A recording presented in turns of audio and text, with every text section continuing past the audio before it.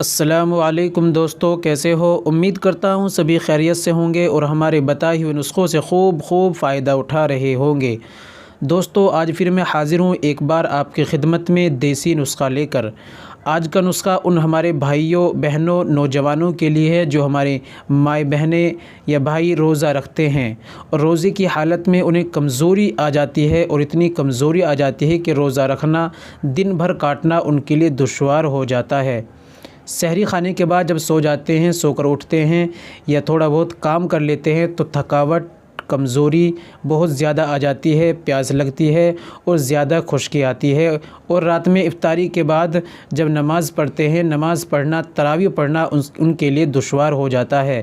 تو ان کے لیے بہت ہی اچھا آج کا میں نسخہ اور ایسی غذا بتانے والا ہوں جو آپ استعمال کریں گے تو انشاءاللہ بہت زیادہ فائدہ ہوگا، جس کو نبی پاک علیہ الصلاۃ والسلام نے استعمال کیا اور استعمال کرنے کے لیے بتلایا ہے۔ چلیے دوستو شروع کرتے ہیں۔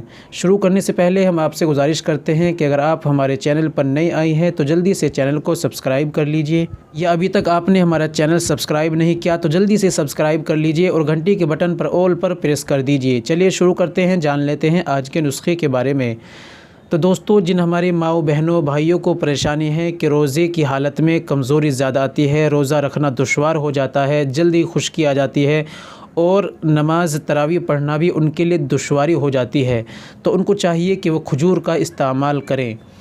دوستو کھجور ایک ایسی غذا ہے جس میں مکمل وٹامن ہے، یہ مکمل غذا ہے، شریر کو، ہماری باڈی کو جتنی انرجی کے لیے جو چاہیے، وٹامن ڈی، وٹامن سی، جتنے بھی وٹامن، پروٹین جو بھی ہمارے شریر کو چاہیے وہ سب کچھ موجود ہے اس کھجور کے اندر۔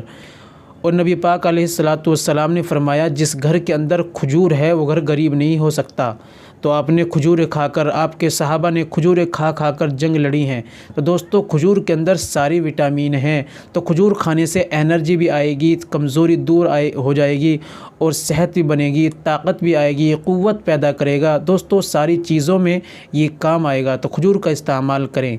اب کھجور کا استعمال کیسے کریں یہ آپ سمجھ لیجئے کہ دوستو آپ 6 یا 7 یا 8 کھجور لیں۔ کھجور اچھا اسپیشل والا ہونا چاہیے، اور اس کو آپ 250 گرام دودھ میں، جتنا بھی آپ دودھ پینا چاہیں اس کے اندر ڈالیں، گٹھلی باہر نکال دیں اور اس کو پکائیں اور پھر اس کو مکس کر لیں اور دودھ کو پی لیں، اور باقی بچے ہوئے کھجور ان کو کھا لیں۔